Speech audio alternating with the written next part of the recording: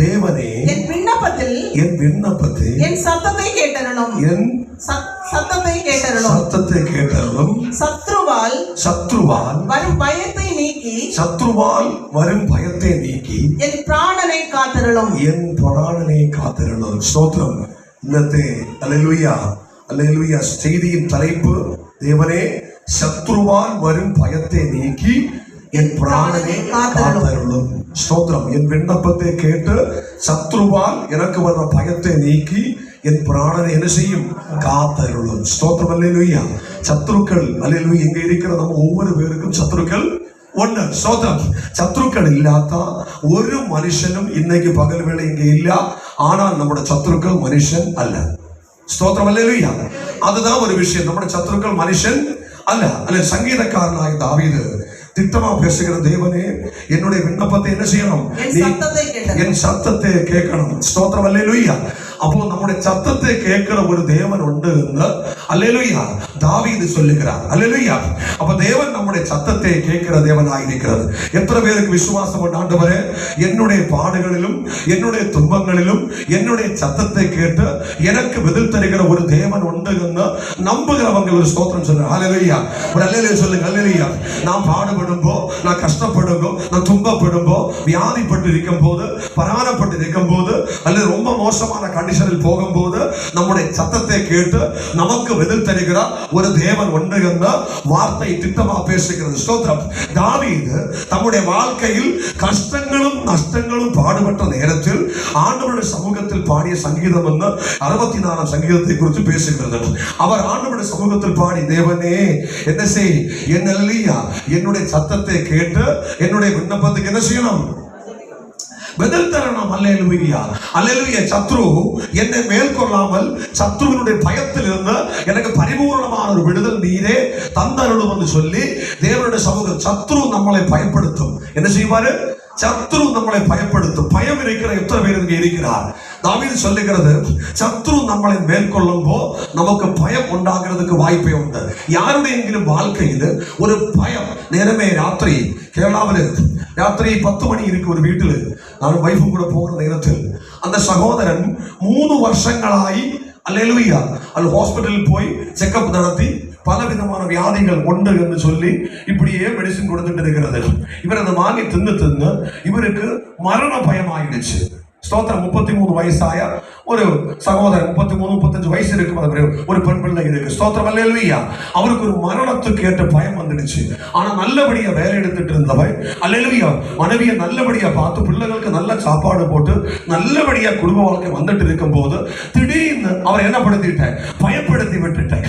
ஸ்தோத்திரம். அவர் புதிய காரை வாங்கி, அல்லேலூயா, அந்த காரை வாங்கிய காரை அல்லேலூயா வீட்டுக்கு முன்னாடி ஏறுறதுக்கு இடம் இல்லாத ரோட் சைடில் நிறுத்தி இருந்த 2 வாட்டி அல்லேலூயா யாரோ அல்லேலூயா அந்த காரை நல்லா பிடிச்சா யாரோ நல்ல அல்லேலூயா நண்பர்கள் என்ன பண்ணிட்டு அதில் கரி ஓயில் கொண்டு வந்து ஊத்தி என்ன பண்ணிட்டேன்? அந்த காரை காயப்படுத்தி. ஸ்தோத்திரம். அப்போ என்ன பண்ணிட்டு 1 வருஷம் அவரோட மனைவி சொல்லுகிறது, 1 வருஷமே இந்த மனுஷன் யாரு கரி ஓயில் ஊத்துறது பார்க்கறதுக்காக தூங்காமலே இன்னொரு விலையை போயிருந்து காரை பார்த்துட்டே இருப்பார். இப்படியே மனுஷன் மாறுங்க. அப்படி தூங்காமலே ஷெடியூல் பகல் வரைக்கும் வேலைக்கும் போனோம். ஆனாலும் என்ன செய்யும்? ஒவ்வொரு நாளும் போய் ராத்திரி மொத்தம் இருந்து அந்த விலையை போயிருந்து பைத்தியக்காரன் மாதிரி இப்படி காரை பார்த்துட்டே இருப்பாரு. அப்போ காரை கிடைச்சாலும் கஷ்டம். அல்லேலூயா. சிலருக்கு அவஸ்தைகள் இப்படியா இருக்கு. அதனால சொல்லுகிறது. அப்போ அவன் மனைவி சொல்லுகிறது, அதுக்கப்புறம் தான் இவருக்கு பயங்கரமான ஒரு பயம் எல்லாம் வந்தது அவர் சொல்லுகிறார். அப்போ ஒவ்வொரு இன்சிடென்ட் முகாந்திரமா சத்ரு நம்மளை தகர்க்க பார்க்கும் போது தாவீது சொல்லுகிற, என் சத்தத்தை கேளு, என் சத்தத்தை கேளையா, எனக்கு பதில்தாயான்னு சொல்லி தாவீது எந்த மனுஷனே பின்னாலே போனதில்லை. அவருடைய சமூகத்தில் போயிடுச்சு. இது தெரியாமல் தாவீது தன்னோட வாழ்க்கையில் பயந்து நடுங்கி உட்கார்ந்திருக்கிற நேரத்தில் அல்லேலூயா தேவனோடு சொல்லுகிற ஒரு வார்த்தை தான், தேவனே என் சத்தத்தை நீ கேட்டருளு. ஸ்தோத்திரம். அல்லேலூயா. சத்தத்தை கேட்கிற ஒரு தேவன், அல்லேலூயா, நமக்கு விடுதல் தருகிற ஒரு தேவன் ஒன்று தாவீதுக்கு தெரிஞ்சது. நம்ம எத்தனை பேருக்கு இப்படிப்பட்ட சத்தத்தை தேவன் கேட்குமெന്ന് தெரியும்? அப்படி சத்தத்தை தேவன் கேட்குமெന്ന് நமக்கு புரிஞ்சால் நம்மளை சத்தம் விட்டு கூப்பிடும். ஸ்தோத்திரம். எஸ்ஐயா தீர்க்கதரிசியின் புஸ்தகம், அல்லேலூயா, எஸ்ஐயா தீர்க்கதரிசியின் புஸ்தகம் 58ஆம் அத்தியாயத்தில் சத்தம் விட்டு கூப்பிடுறதுக்கு சொல்லுகிறது. 1ஆம் வசனம் சீக்கிரமா படிங்களா? அடக்கிக் கொள்ளாதே அடங்கிக் கொள்ளாதே அடக்கிக் கொள்ளாதே அடக்கிக் கொள்ளாதே அப்படி சொல்லுகிறது எசேயா தீர்க்கதரிசி தாவீது சொல்லுகிறது என் சத்தத்தை கேட்டருளும். இப்படி எசேயா தீர்க்கதரிசி சொல்லுகிறது என்ன செய்? சத்தமிட்டு கூப்பிடு. சத்தமிட்டு கூப்பிடு. உன் சூழ்நிலைகளில், உன் பிரயாசங்களில், உன் வேதனைகளில் நீ வாய் திறந்து ஜெபம் பண்ண, கரத்தை அடிச்சு ஜெபம் பண்ண, இதயத்தை கொடுத்து பேச, ஒரு மனுஷனோடு நீ இதயத்தை பகர்ந்த, என்னுடைய அவஸ்தை இப்படி, என்னோட துக்கம் இப்படி, என்னுடைய பாடு இப்படி என்று கேட்டால் நான் கேட்கட்டும், எதெങ്കിലും ஒரு மனுஷனுக்கு நம்முடைய கஷ்டங்களும் நஷ்டங்களும் தாங்க முடியுமா? முடியாது. அது நம்ம எல்லாரும் புரிஞ்சுக்கணும். பேசுற நம்மளுக்கும் அடுத்தவருடைய கஷ்டத்தை தாங்க முடியாது. முடியுமா? முடியாது. அப்படி இருக்கும்போ நம்முடைய சகல கஷ்டத்தை கேட்டு நமக்கு பதில் தருகிற ஒரு தேவன் உண்டு. யாரெல்லாம் எது சொன்னாலும் நம்முடைய கஷ்டத்தை புரிகிறதுக்கு தேவனால் போடும். நேற்று தேங்காய்பட்டணத்தில் அந்த சகோதரியோட வீட்டுல அல்லேலூயா, தேங்காய்பட்டணத்துல அந்த சகோதரி வீட்டில் நாங்கள் ஜெபிக்க போவோம். ஒரு 23 வயசாக பொம்பிடலாம். அந்த இடத்துக்கு போகும் எனக்கு தெரிஞ்சு ஒரு சத்தம் விட்டு கூப்பிடுறேன். ஆண்டவரே, ஊழியக்காரரை கொண்டு வந்து பேசு சொல்லிட்டு சத்தம் விட்டு கூப்பிடுறது. அந்த வீட்டில் உட்கார்ந்து இருக்கும்போது என்னோட இதயத்தில் ஃபீல் ஆகி நான் ஓப்பனா பேசி அந்த புள்ளா என்ன செய்யணும், ரொம்ப அதிகமா ஜெபிச்சுட்டு இருக்கு, எதுவும் ஊழியக்காரனை கொண்டு வந்து பேசு. அப்போ என்ன பண்ணிட்டேன், அடுத்த நாள்ல நாங்க கிளம்பி அங்க போயிடுச்சு. ஸ்தோத்திரம். யாரெல்லாம் சத்தம் விட்டு கூப்பிடுறியோ, யாருடைய எல்லாம் சத்தங்கள் சிலப்போ ஒரு வேளை தவறான நோக்கத்தோட ஆயிருக்கலாம் நம்ம சத்தம் விட்டு கூப்பிடுறது. ஒரு வேளை நம்மளோட நோக்கம் கரெக்டா இருக்காது. அப்படி இல்லாமல் இருந்தா கூட அந்த நோக்கத்தை கரெக்ட் பண்ணி நம்மளை ஆசீர்வதிக்கிற ஒரு தேவன் உண்டு. மனுஷன் தானே, எந்த நோக்கம் வந்து யாராலும் சொல்ல முடியாது. இப்படி இருக்கும் போது புரிஞ்சுக்கோங்களா, சிலப்போ தவறான நோக்கமா இருக்கும். ஆனாலும் பிரச்சனை இல்லை. ஆண்டோட சமூகத்தில் நீ ஒப்பு கொடுத்து ஆண்டவரே என்று சத்தம் விட்டு நீ கூப்பிட தொடங்கியால் தேவன் உனக்காக, உன் பிள்ளைகளுக்காக, உன் எதிர்காலத்தை கட்டுகிறதுக்காக இறங்கும். 5 நிமிஷம் அல்லேலூயா. காலையில் வீட்டிலிருந்து வெளியே கிளம்புறதுக்கு முன்னாடி ஒரு அதிகாரம் படித்து பார்த்துட்டு நீங்கள் ஜெபம் பண்ணி பார். உங்கள் வாழ்க்கையில் மாற்றங்கள் வரும். திரும்பி வந்து வீட்டில் ஏறும்போது ராத்திரோட சமயத்தில் பைபிள் படி, வசல்லையா நல்லபடியா ஜெபிச்சு பார். உங்கள் வாழ்க்கையில் மாற்றங்கள் வரும். உங்கள் சுபாவத்தில் மாற்றங்கள் வரும். உங்கள் வாழ்க்கையில் பயங்கரமான சேஞ்சஸ்கள் உண்டாகும் போது உங்களுக்கு தெரியும், தேவன் என்னை மாற்றிக் கொண்டிருக்கிறார். தேவன் எனக்கு சேஞ்சஸ் தரும். ஒரு வேளை தவறான நோக்கத்தோடு ஆയിരിக்கலாம் நாம் ஜெபிக்கிறது. ஒரு வேளை சக்கைக்கு ஆയിരിக்கும் நாம் ஜெபிக்கிறது. ஆனா கிடைக்கிறது மாங்கையா இருக்கும். ஆனாலும் நீங்க நினைச்சுக்கோ, சக்கை கிடைச்சிரும் சொல்லி வருத்தப்பட வேண்டாம். கிடைக்கிறது மாங்கையா இருந்தாலும் நீ ஜெபிக்கிற ஜெபத்துக்கு ஏற்றபடி எந்த நோக்கத்தில் மாவின் எடுத்து கொண்டு போனோமா, பிளாவின் எடுத்து கொண்டு போனோமா யாருக்கு தெரியும்? இயேசுவுக்கு தெரியும். அவரோட திட்டம் மட்டும்தான் நம்முடைய வாழ்க்கையில் நடக்கும். அல்லேலூயா. ஒருவேளை நல்ல மனசு நமக்கு இருக்கலாம், நல்ல இரக்கமுள்ள மனசு நமக்கு இருக்கலாம். ஆண்டவரே அதைத்தான் சொல்லி நாம் ஜெபிச்சுட்டு இருக்கப்போ ஆண்டவர் சொல்லும், எடா நான் உன்னை சகோதரி உன்னை நான் ஒரு ஊழியக்காரனாக்க மாட்ட போறேன். யாராக்கி மாட்ட போறேன்? ஊழியக்காரனாக்கி மாட்ட போறேன். ஊழியக்காரனும் இவன் கேள்வியும் தமிழ் இவ்வளவு வித்தியாசம் இருக்கு. ஸ்தோத்திரம். இவன் ஜெபிச்சு உபவாசம் எடுத்து முன்னோட்டு போகும்போ தீர்க்க தரிசனம் கொடுப்பா, கிருபைகளை கொடுப்பா. ஆண்டவர் புது கிருபாவரங்களை கொடுத்து இவர் ஒரு ஊழியத்தின் பாதையை நடத்தி கொண்டே இருப்பார். அப்பதான் தெரிகிறது, நான் ஜெபிச்சது இன்னொரு விஷயத்துக்காக, கிடைச்சது இன்னொரு விஷயம். அல்லேலூயா. அதான் சொல்லுகிறது ஒரு மனுஷன். அல்லேலூயா. ஒன்னு சீக்கிரம் படிக்கலாம். அல்லேலூயா. அப்போ அல்லேலூயா. ஸ்தோத்திரம். அல்லேலூயா. நீதிமொழிகள் 16 அதனுடைய 25ஆம் வசனம் சீக்கிரம் படிக்க முடியுமா? மனுஷனுக்கு செம்மையாய் தோன்றுகிற வழி உண்டு. அதன் முடிவோ மரண வழிகளே. மனுஷனுக்கு செம்மையாய் தோன்றுகிற வழிகள் உண்டு, அதன் முடிவோ மரணத்துக்கு ஏற்ற வழிகளத்துறை என்று வேதம் சொல்லுகிறது. அப்போ நமக்கு தோன்றுகிற வழிகளில் சகலதும் மரணக்கட்டுகள் உண்டு. அதனாலே நம்முடைய ஜெபம் தவறாய், நம்ம போக்கு தவறாய் போனாலும் நம்முடைய ஜெபம் தவறாய் போகாது. புரிஞ்சுச்சா? நம்முடைய டிராவலிங் தவறாய் போனாலும், நம்முடைய நடப்புகள் தவறாய் போனாலும் நம்முடைய ஜெபம் தவறாய் போகாது. என்று கேட்டால் நாம் ஜெபிக்கிற ஜெபம் ஆண்டவருடைய சமூகத்திலிருந்து பதில் வரும்போ ஆண்டவர் நம்முடைய நீதியுடைய பாதையை நடத்தும். அனைவருக்கு தெரியாத ஒரு காரியம், நான் பயங்கரமா ஜெபிக்கிறேன், பயங்கரமா கிருபைகள் பெற்றுக்கொண்டேன். அப்ப எப்படி பெற்றுக்கொண்டது கேட்டா, கடன் வந்து, சோதிப்பு வந்து, நிந்த வந்து, அவமானம் வந்து, வெளியே இறங்க முடியாத அளவுக்கு வாழ்க்கை சூழ்நிலைகள் வந்து நான் ஜெபம் ஆரம்பிச்சேன், புத்தன் கிருபைகளை பெற்றுக்கொண்டேன். அப்ப நான் கேட்கிற கேள்வி, இவ்வளவு கிருபைகளை பெற்றுக்கொள்ளுகிற அளவுக்கு நீ வந்து அல்லேலூயா இந்த கடன் மட்டும் உனக்கு இல்லாமல் இருந்தா நீ வருமா? ஸ்தோத்திரம். அல்லேலூயா. புரிந்துக்கோங்க, எல்லா வாழ்க்கையிலும் சூழ்நிலைகளும் பிரச்சனைகளும் பிரயாசங்களும் நம்முடைய வாழ்க்கையில் வரும்போ நாம் புரிஞ்சிட வேண்டிய ஒரே ஒரு காரியம், நமக்கு வருகிற சோதனைகள் சோதிப்புகள் அல்லேலூயா நம்முடைய தீமைக்கல்ல, தேவன் நமக்கு நன்மையாக்கி மாற்றும்.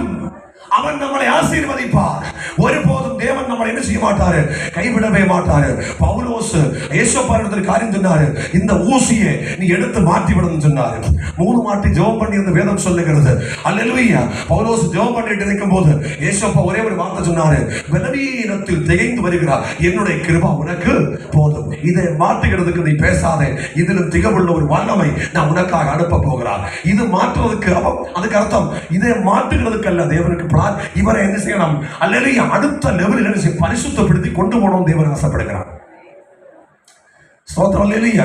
சிலர் ஜெபம் சொன்ன, ஆண்டவரே நான் பரிபூர்ண வச்சன ஆளுகள், பயங்கரமா நிறைய ஆளுகள், ரட்சிக்கப்படாத ஆளுகள் சொல்லுகிற ஒரு வார்த்தை, அவர் சொல்லுகிற எல்லா ஒரே வார்த்தை தான் சொல்லுவார். நல்ல மனசுள்ள ஆளுகள் இப்படிதான் சொல்லுவார், நல்ல ஹிருதயம் உள்ள ஆளுகள் ரட்சிக்கப்பட்டு ஞானஸ்நானம் எடுத்து ஆண்டவருடைய சமூகத்தில் ஒப்பு கொடுங்க என்று சொல்லும் போது திட்டமா அவர் பேசுகிற ஒரே ஒரு வார்த்தை, நான் கொஞ்சம் கூட பரிசுத்தப்படட்டும். சோதரன் இல்லைங்களா? என்னன்னு சொன்னால் ரட்சிக்கப்படாமல் இருக்கிறதுக்குள்ள ஒரு தந்திரம். ஸ்தோத்திரம். அல்லேலூயா. ஏகப்பட்ட மனுஷன்மாரோட வாழ்க்கையில் இது நடந்துட்டு இருக்கிறது. முன்னாடி ரட்சிக்கப்படுவதற்காக எனக்கு எடுத்த ஒரு பாஸ்டர் கேட்ட போதும் நான் சொன்னது, என்ன பக்கத்தில் இருக்கிறவங்க எல்லாம் என்ன விளையாட்டுத்தனமா பேசுகிறேன். அல்லேலூயா. நீ வந்த கோசார போய் கை தட்டுற, பாடுற, சோத்திரம் சொல்லுகிற இதெல்லாம் சொல்லும் போது எனக்கு விளையாட்டுத்தனமா பேசுறது எனக்கு ரொம்ப பாரமா இருக்கு. அதனால பாஸ்டர் சொன்னார், ஸ்நான வீடு சகோதரன் சொன்ன போது நான் சொன்ன, கொஞ்சம் வெயிட் பண்ணட்டும் பாஸ்டர். அப்ப என்னுடைய இதயத்தில் இருந்து என்னன்னு கேட்டால், அல்லேலூயா, பக்கத்தில் இருக்கிறவங்க பேசுற வார்த்தை. ஸ்தோத்திரம். அல்லேலூயா. இப்படி பலவிதமான சூழ்நிலைகளும் பலவிதமான சோர்வுகளும் பலவிதமான நக்கல் பேச்சுகளும் நம்மளை தாக்கி வைக்கும்போ நம்மளோடு சொன்ன வார்த்தை பாதுகாப்பு நம்ம காக்கிறதுக்காக தேவன் நமக்காக எழுப்பி வாஞ்சியோடு வரும்போது நாம் தேவனுடைய சமூகத்தில் விலகி போகும். ஸ்தோத்திரம். நாம் பேசுகிற வார்த்தை மனுஷனோடு பேசியாலும் தேவனோடு பேசியாலும் வார்த்தை கனமுள்ளது. ஸ்தோத்திரம். அல்லேலூயா. நம்ம எந்த அளவுக்கு இதயத்தில் யோசிக்கிறியோ அந்த அளவுக்கு நமக்கு வார்த்தைகள் வருகிறதுக்கு வாய்ப்பே உண்டு. அதனாலே ஆண்டவருடைய சமூகத்தில் ரட்சிக்கப்படுகிறதுக்காக நமக்கு தேவனுடைய சமயம் திரும்போ அதை அர்ப்பணித்து கொடுத்து ரட்சிக்கப்படுங்கள், ஆசீர்வதிக்கப்படும். இருக்கிற தாயாரை நீங்கள் பாருங்கள். அல்லேலூயா. ஒரு வீட்டில் போகும்போது ஸ்போட்டங்களை எல்லாம் வச்சு பயங்கரமா வணங்கிட்டு இருக்கிறது. மகன் பயங்கரமான மந்திரவாதங்களும் அது இதுவெல்லாம் செஞ்சுட்டு இருக்கிறது.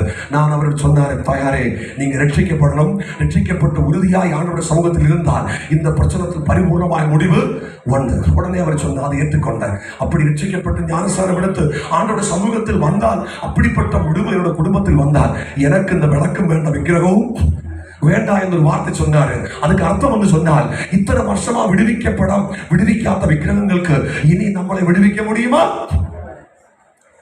ஸ்தோத்திரம். அல்லேலூயா. இத்தனை வருஷமா நான் போட்ட வரும் பயத்தை நீக்கி என் பிராணனை காத்தருளுகிற ஒரு வல்லமை, ஒரு மகிமை உனக்கு வேணுமா? 24 மணிக்கூர் சத்துருவை பயந்து வீட்டுக்கு வெளியில் இறங்க முடியாம, போன் எடுக்க முடியாம நீ தவிச்சிட்டு இருக்கிறதோட காரணம் வந்து சொன்னால், அல்லேலூயா, உன்னுடைய சத்தம் ஆண்டவருடைய சமூகத்தில் போற, ஆனா உனக்கு கிடைக்கிறது பிச்சை மட்டும்தான்.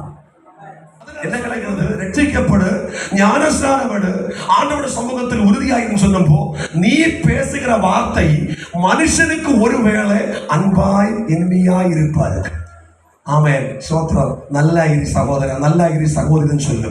தேவனுடைய சமூகத்தில் வரும்போ உனக்கு விளையாட முடியாது. மனுஷன் எடுத்து விளையாடலாம். தேவனுடைய சமூகத்தில் நீ விளையாடி அறுத்து போடுவாரு. அடுத்த லெவல் உன்னால் ஏற முடியாது. நீ எவ்வளவு தந்திரமுள்ள சகோதரியா இருந்தாலும், நீ எவ்வளவு தந்திரமுள்ள தாயாரா இருந்தாலும், நீ எவ்வளவு தந்திரமுள்ள ஊழியக்காரனா இருந்தாலும், நீ எவ்வளவு தந்திரமுள்ள சகோதரனா இருந்தாலும், அடுத்த லெவலில் முன்னால் ஏறணும்னா ஆண்டவருடைய சமூகத்தில் அமர்ந்துதான் ஆகணும். சோத்திரம் சொல்லுங்களா? அநேகருக்கு இந்த உண்மை தெரியாமல் தான் செயல்படுகிறது. 64ஆம் சங்கீதம் அதனுடைய அல்லேலூயா 6வது வசனம் வந்து படிங்களா? அவர்கள் நியாயக்கேடுகளை ஆய்ந்து தேடி தந்திரமான யோசனைகள் நிறைவேறும்படி பிரயத்தனம் பண்ணுகிறார்கள். அவர் சத்துரு செய்கிற ஒரு வேலை என்று சொன்னால் அவர் முதலாவது செய்கிறது என்ன செய்யும்? நியாயக்கேடுகள் என்ன செய்யும்? ஆய்ந்து தேடி தந்திரமான யோசனை நிறைவேறும்படி தந்திரமான யோசனைகள் நிறைவேறும்படி என்ன செய்யும்? பிரயத்தனம் பண்ணு. சத்துருவின் ஒரு தந்திரம் வந்து சொன்னால், தந்திரமான யோசனைகள் என்று சொன்னால் எப்பொழுதும் புரிந்துக்கோ, சத்துரு ஒரிக்கலும் கரெக்டா யோசிக்காது. யோசிக்குமா? சத்துரு ஒருபோது கரெக்டா யோசிச்சால் நமக்கு இருட்டடி வருமா? வராது. நமக்கு பயம் வருகிறதுக்கு காரணம், உனக்கு விரோதமாய் போராடுகிற சத்துருக்கள் உன்னை மேற்கொள்ளுகிற அளவுக்கும், உன்னுடைய சமாதானத்தை கெடுத்துற அளவுக்கும், உன்னை அழித்து போடுகிற அளவுக்கும் யோசிக்கிறேன். எப்படி யோசிக்கிறேன்? தந்திரமா யோசிக்கிறேன். அப்போ தேவன் உனக்காக உண்மையா யோசிக்கும் போ, சத்துரு உனக்காக தந்திரங்களை யோசிச்சு உருவாக்கும் போ, நீ புரிந்து கொள்ள வேண்டிய காரியம், தேவனுடைய சமூகத்தை அல்லாமல் உனக்கு விடுதல் இல்லை. ஸ்தோத்திரம். சும்மாவே ஊழியக்காரங்கள் கூட்டத்துக்கு ஜெபம் பண்ணு சொல்ல மாட்டார்கள். சொல்லுகிறதுக்கு காரணம் என்று சொல்லுகிறது, சத்ரு உனக்கு விரோதமாய் தந்திரமாய் யோசிச்சு உன்னையும் உன் பிள்ளைகளையும் அழிக்கிறதுக்காக தந்திரங்கள் உருவாக்க போ. யோசிச்சு உருவாக்குற மனுஷனுக்கு அல்லது இவ்வளவு யோசனை. மனுஷனுக்கு இருக்கிற யோசனை விட சத்ரு தந்திரமாய் நமக்கு விரோதமாய் யோசிக்கிறார்.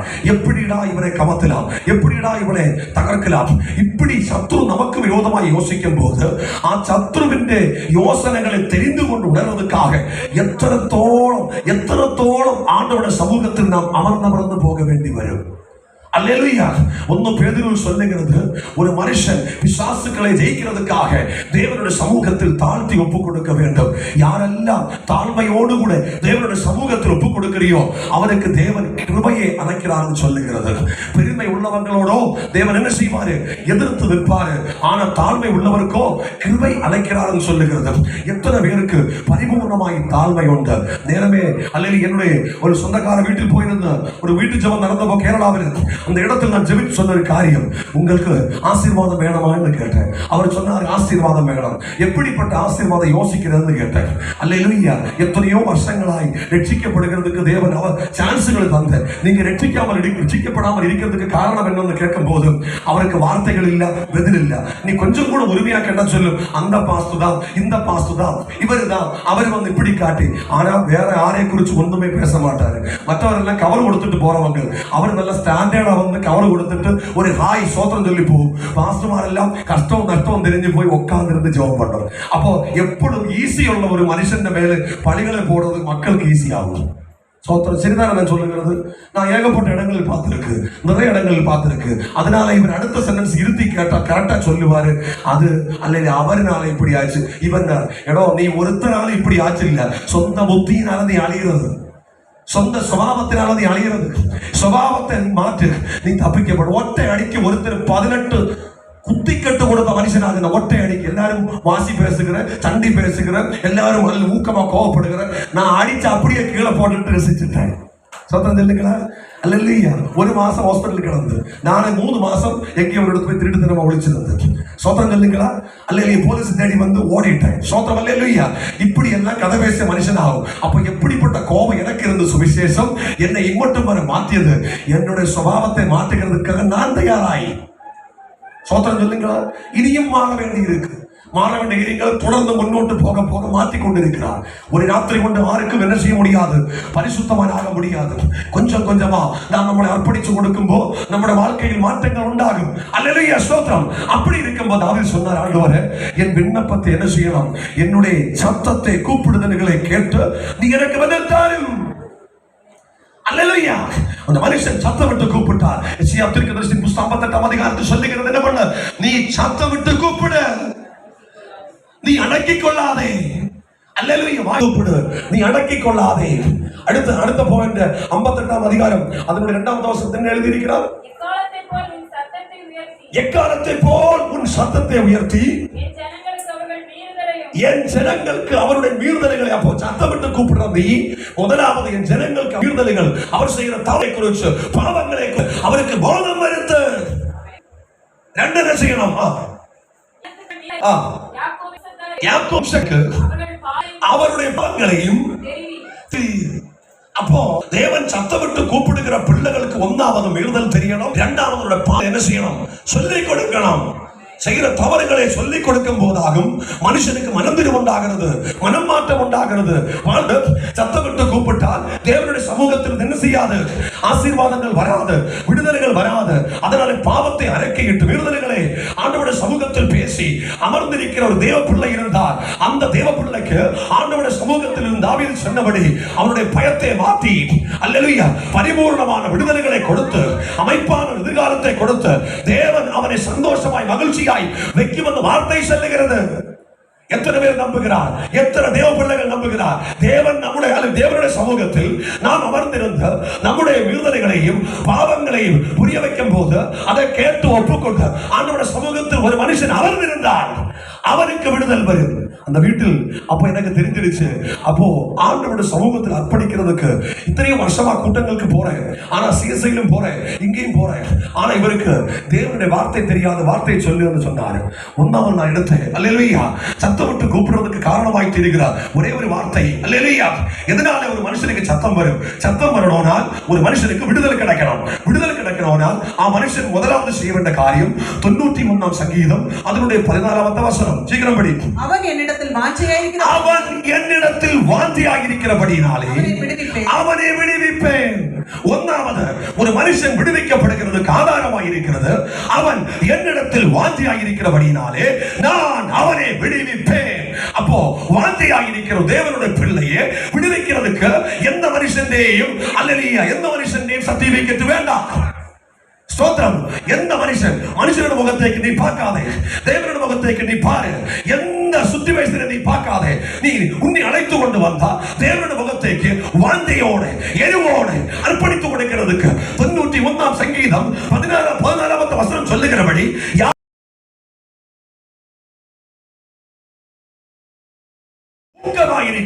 அவனுக்காக தேவன் செய்கிற ஒரே ஒரு அற்புதம் சொல்லுகிறது, அவன் என்னிடத்தில் வாஞ்சியாக இருக்கிறபடினாலே நான் அவனை விடுவிப்பேன். அப்போ எத்தனை மக்களுக்கு விடுதல் தேவை? விடுதல் தேவை ரூபமாய் இருந்தோம். அப்போ ஒன்றாவது அவருடைய நாமத்தை அறிகிறதுக்கும் அந்த முகாந்திரம் அவருடைய விண்ணப்பங்களை கேட்டு அவருடைய கூப்பிடுதல்களை கேட்டு அவருடைய குரல்களை கேட்டு விடுதல் கிடைக்கிறதுக்கு ஒன்றாவது ஆதாரமாக இருக்கிறது. தேவனுடைய நாமத்தை அறிகிறதுக்குள்ள ஒன்றாவது சீக்கிரட் அவன் தேவனுடைய ரூபமாய் இருந்தும் இயேசு தேவனுடைய ரூபமாய் இருந்தும் தேவனுக்கு சமமாய் இருப்பதே கொள்ளையாடின பொருளாக எண்ணாமல் இதாகும். இயேசுவினுடைய ஒன்றாமத்தை சத்தமிட்டு கூப்பிடுறதுக்கும் சுயமாய் அவன் பேசி நான் தெய்வம் வந்து பேசாமல் தேவனுக்கு சமமாய் இருப்பதே கொள்ளையாடின பொருளாக எண்ணாமல் என்ன கொள்ளையாடின பொருளாக எண்ணாமல் தம்மை தாமே வெறுமையாக்கி. அப்போ நான் தெய்வம், I am the God, நான் தான் உண்மையான தேவன். இயேசு தம்மைத்தானே வறுமையாக்கி மாற்றி. அப்போ நாம் தாழ்த்தி கொடுக்கிற ஏறி எப்படி? யாரும் எதுவும் பேசட்டு அல்லது சாப்பிட்டான்னு கேட்டார் அல்லது என்ன அவஸ்தை என்று கேட்டார் உள்ளது போல சொல்ல, இல்லாதத பேசாத, இல்லங்க இல்ல ஒன்றங்கில் ஒன்று அப்படிதான் ஐயா உங்களுக்காக செய்து கொடுக்கிற நான். ஸ்தோத்திரம். அதனால நிறைய கேவலப்பட்டிருக்கிறார், நிறைய மக்கள் நிசாரமாக்கி இருக்கிறார். நான் என்னால கண்ணால பார்த்திருக்கிறார். அல்லேலூயா. நல்ல பேண்ட் கோட்டு விட்டு நல்ல கையெல்லாம் போட்டு நல்ல அழகா பாஸ்டர்ஸ் தமிழ் பிரைஸ்லோட பேசி அல்லது பிசினஸ் பிளான் எல்லாம் பேசி நல்ல இங்கிலீஷ் ஆசிபூஸ் எல்லாம் பேசி மக்கள் அல்லேலூயா நல்ல அருமையாய் செயல்படும் போ அந்த பாஸ்டருக்கு பெரிய ஸ்டேஜ், பெரிய கூட்டங்கள், பெரிய டேபிள், பெரிய சாப்பாடு எல்லாம் வரப்போ இயேசு பரகெடுத்துனாரா? இயேசுவை நீ பார், தன்னைத்தானே வறுமையாக்கியது போல நீ உன்னை வறுமையாக்கி கொடு. நிலதிக்கிற ஆசீர்வாதங்களை குறித்து நமக்கு நிலதிக்கிற ஆசீர்வாதம் வேணும். நமக்கு அழிஞ்சு போகிற ஆசீர்வாதம் வேண்டாம். ஆசீர்வாதத்துக்காக ஓடும் போ. இயேசு நம்மளை காட்டுகிறார் ஒன்றாவது சீக்ரெட். அவன் தம்முடைய நாமத்தை அறிந்திருக்கிறபடினாலே நான் அவனை உயர்ந்த அடைக்கலத்தில் வைக்கிறதுக்காக ஒரே ஒரு வழி. ஒன்றாவது இயேசு தன்னைத்தானே வறுமையாக்கி வேஷத்தில் மனுஷனாக இருந்த இயேசு அல்லேலூயா தன்னைத்தானே வறுமையாக்கி தாழ்த்தி கொடுத்த ஒப்பு கொடுக்கிற அளவுக்கு இயேசு தம்முடைய சுபாவத்தை மாற்றி. அடுத்த வசனம் சீக்கிரம் படி. அவர் மனுஷ ரூபமாய் காணப்பட்டு மரண பரியந்தம் அதாவது சிலுவையின் மரண பரியந்தமும் சிலுவையின் மரண பரியந்தம் மூன்றாவது சப்ஜெக்ட் மரிக்க கொண்டு போகும் போதும் இயேசு அந்த அன்பை காட்டுகிறார், அந்த பாசத்தை காட்டுகிறார். அப்போ பார்க்கட்டும், ஒருத்தர் திட்டியால், ஒருத்தர் மோசமாய் பேசியால், ஒருத்தி மோசமாய் செயல்பட்டால் சீக்கிரமா விழுந்து போகிற விசுவாசம் அல்லையா நம்மள இருக்கிறது. யாரும் உன்னை குறித்து எதுவும் பேசட்டு, தவறா பேசட்டு, எந்த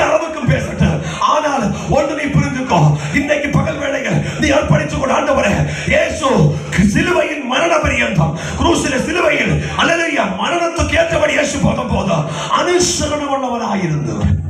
അപ്പോ അന്ന നാമത്തെ അറിയുമ്പടിക്ക് യേശുവിക്ക് എന്നെ സ്വഭാവം വരുന്നത് അനുസരണ സ്വഭാവം.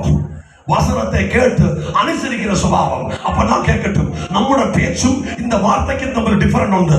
நம்ம நிக்கிறது இன்னொரு பேசி போகிறது இன்னொரு இடத்து. அப்போ உன்னை நடத்துகிற ஆவி இழந்து புரிந்துக்கொள் பண்ணு. பவுலோஸ் வார்த்தை சொன்னாரு, எனக்கு நல்லது செய்யணும்னு ஆசை உண்டு, ஆனால் என்னோட சரீரத்தில் பொல்லாத ஒரு தீமை இருக்கிறது, அது என்னை கொண்டு பாவம் பண்ண வைக்கிறது. நாம் தெரியாமலே பாவம் பண்ணி கொண்டிருக்கிறார்.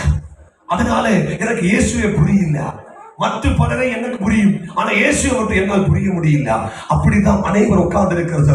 இன்னைக்கு பகல் வேளை கர்த்தருடைய பிள்ளையே, ஆண்டவருடைய வார்த்தை கேட்கும் போது, ஆண்டவரே என் குடும்பத்தை விடுவிக்கிறதுக்காக உண்மையான வார்த்தையை தேவன் தருகிறோம். இந்த வார்த்தையை ஏற்றுக்கொண்டு நான் என்னை வறுமையாக்கலாம், என்னை தாழ்த்தி ஒப்புக் கொடுக்கலாம், அந்த நாமத்தினுடைய ரகசியங்களை புரியறதுக்காக நான் என்னை அர்ப்பணிக்கலாம். 95ஆம் சங்கீதம் 91ஆம் சங்கீதம் 15ஆம் வாக்கியத்தில் சொல்லுகிறது, அவன் என்னிடத்தில் அவன் என்னிடத்தில் வாஞ்சியா இருக்கிறபடியாலே நான் அவனை விடுவிப்பேன். அல்லேலூயா. அடுத்த வசனம் படி. என் நாமத்தை அவன் அறிந்திருக்கிறபடியாலே அவனை உயர்ந்த அடைக்கலத்தில் வைப்பேன். அப்போ உயர்ந்த அடைக்கலத்தில் வச்சு தேவன் நம்மளை அழகு பார்க்கிறதுக்காக நாம் செய்ய வேண்டிய காரியம் ஒண்ணு, தன்னைத்தான் தாழ்த்தணும். அடுத்து தன்னைத்தானே வறுமையாக்கணும். அடுத்து மரணத்தோളം, சிலுவையிலே மரணத்தோളം இயேசு அர்ப்பணித்து கொடுத்தபடி நீ முன்னே அர்ப்பணித்து அனுசரித்து கொடு. ஆலோசனைக்கும் ஊழியக்காரங்கள் பேசுகிற பேச்சுகளுக்கும் வார்த்தைக்கும் நீ உன்னை வறுமையாக்கி கொடுத்தால் உன்னுடைய வாழ்க்கை கொஞ்சம் கொஞ்சமாய் நீ கெட்டி எழுப்புற அர்த்தம். இல்ல நீ தவறி போனால் இனி சான்ஸ் உனக்கு கிடைக்கவே மாட்டான். எப்படி புரிஞ்சுக்கோ, எல்லாரோட வாழ்க்கையில் ஒட்ட சான்ஸ், ஒன்னோ ரெண்டோ மூணோ சான்ஸ். தப்பிக்க வைக்கிறது வழிகள் தேவன் தரும். அதை கரெக்டா பிரயோசனப்படுத்த வேண்டிய பொறுப்பு நமக்கொண்டு. அதை பிரயோசனப்படுத்த வேண்டும் நம்மளாகும். ஸ்தோத்திரம். அதை நம்ம கரெக்டா பிரயோசனம். அல்லேலூயா. உலகம் ரட்சிக்கப்படுற காரியத்தை சொல்ல மானா தேனா என்று சொல்லுகிறது. நீ கவன். இயேசு உன்னை ஒத்துக்காரு. அவருடைய சமூகத்தில் உன்னை வேண்டாம். நீ அர்ப்பணித்து கொடு. நீ மனுஷனுக்கு பிரியமாய் வாழாதே, நீ இயேசுவுக்கு பிரியமாய் வாழ. உன்னை படைத்த தேவன், உனக்காக அடிபட்ட தேவன், உனக்காக ரத்தம் சிந்திய தேவன், மரண பரியந்தம், சிலுவையில் மரண பரியந்தம் அனுசரித்த தேவன். அப்படிப்பட்ட ஒரு தேவன் நமக்கு இருக்கப்போ கர்த்தருடைய பிள்ளையே, நாம் யாரை பயப்பட தேவையில்லை. நீ ரட்சிக்கப்பட வேண்டும், நீ மனம் திரும்ப வேண்டும். இல்லாவிட்டால் தேவையில்லை. அவன் என்னிடத்தில் வாஞ்சியா இருக்கிறபடினாலே நான் அவனை விடுவிப்பேன். தேவனோடு இணைந்து போ, அவனோடு இணைந்து வாழ. உன் குடும்பத்தை அல்ல, உன் பிள்ளைகளுக்கு அட்ரஸ் உண்டாகும், ஆசீர்வாதம் உண்டாகும். நடுத்தரவில் போகாது, சுவிசேஷம் கைவிடாது. உண்மையாய் சுவிசேஷம் கேட்டவன் ஒருத்தரும் நடுத்தரவில் விழுந்ததில்லை. சாக்கு போக்கு சுவிசேஷம் கேட்டு யாருக்காக ரட்சிக்கப்பட்டவன் பித்தக்காரனாய் மாறி இயேசுவுக்காக வாழு. உண்மையா சுத்தமாயிரி. தேவன் உன்னை உன் குடும்பத்தை கைவிட மாட்டான். ஸ்தோத்திரம். அல்லேலூயா. கர்த்தருடைய பிள்ளைகளே, சுவிசேஷம் நாம் பேசிட்டு போகும்போது அடுத்த செகண்டில் நானும் ஒரு மனுஷன் தான், இந்த உலகத்தில் தான் வாழ வேண்டும். அதனால சொல்லுகிறது, உங்களை முன்னாடி சோகாட்டிட்டு தன்னால் எழுதிக்க முடியாதையா. நமக்கு ஒருமிச்சு வாழ வேண்டும், ஒருமிச்சு சந்தோஷிக்க வேண்டும். நான் தெரிஞ்ச சந்தோஷம், எனக்கு கிடைச்ச சமாதானம், எனக்கு கிடைச்ச அமைப்பு உங்களுக்கும் கிடைக்கணும். அதுதான் என்னுடைய சுவிசேஷம்.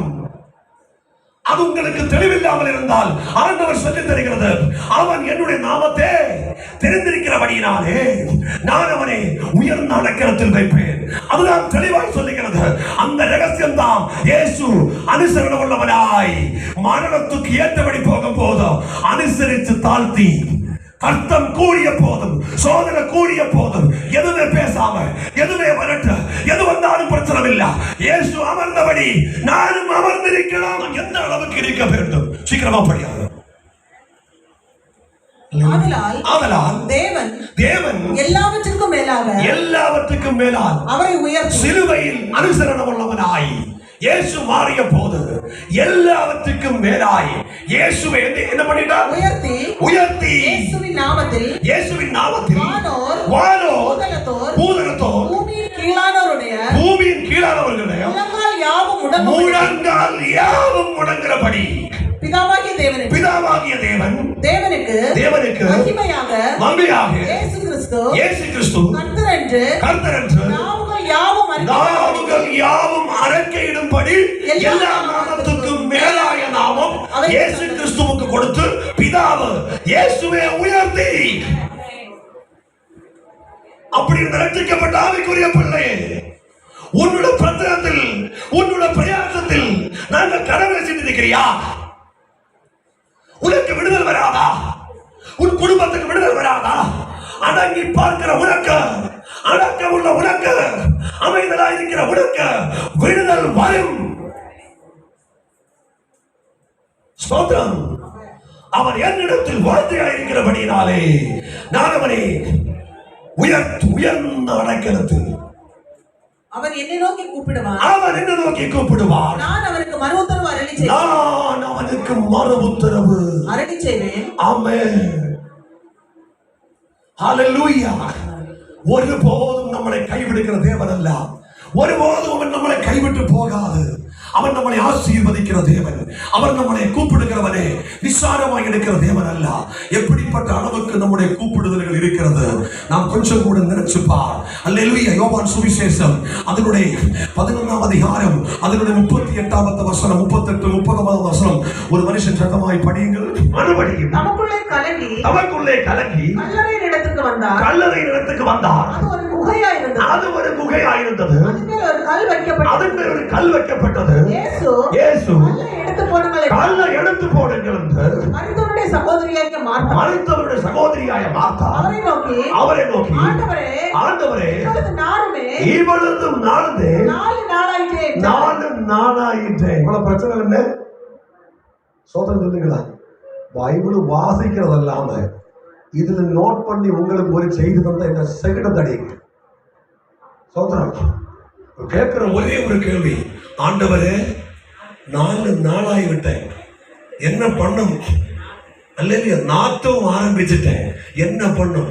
ஆண்டவரை ரெஸ்பெக்ட் பண்ணி தான் கூப்பிடுறேன். ஆண்டவரே நான் என்ன பண்ணுவேன்? சீக்கிரமா படி. அடுத்த வருஷம் இயேசு அவரை நோக்கி காணும் நான் உனக்கு சொல்லவில்லையா என்றார். சொல்லவில்லையா? இனிமேல் நீ ஸ்தோத்திரம் சொல்லிட்டு காரியம் இல்ல, பிதாவினோடு பேசிட்டு காரியம் இல்ல. இந்த பாடி நாட்டம் அடிச்சிருச்சு. இந்த குடும்பம் என்ன பண்ணும்? இந்த பிள்ளைகள் என்ன பண்ணும்? அல்லேலூயா. இந்த தலைமுறைகள் அடுத்து எப்படி போகும், எந்த அளவுக்கு போகும் எல்லாம் பிசாசு அல்லது இயேசுவோடு கேட்டப்போ இயேசு மார்த்தாளை பார்த்து ஒரே ஒரு காரியம் சொல்லு, மார்த்தாளே நீ விசுவாசமாயிரி. எத்தனை பேருக்கு விசுவாசம் உண்டு? அல்லேலூயா.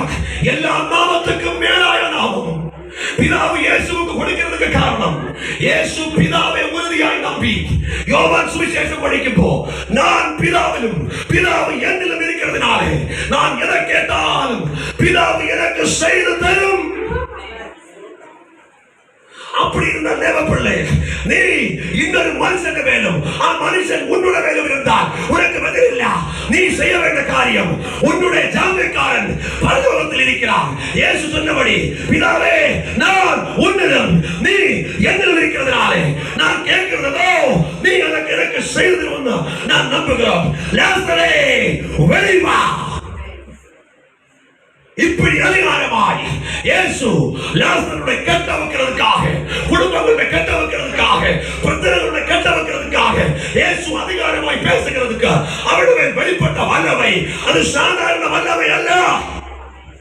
இயேசுவுக்கு கரெக்டா தெரிஞ்சு நான் பிதாவிலும் பிதாவு என்னிடம் இருக்கிறதுனாலே நான் கேட்கிறதெல்லாம் எனக்கு பிதாவு செய்து தருவதா பரிபூர்ண நம்பிக்கையோட பரிபூர்ண விசுவாசத்தோட இயேசு பேசி லாசரே கம் அவுட், வெளிவா. உன்னுடைய பிரச்சனை ஏதோ கம் அவுட், இயேசுவின் வெளிவா. அந்த பிரச்சனத்தை வச்சு பிசாசு அழைக்க பார்க்கும் போது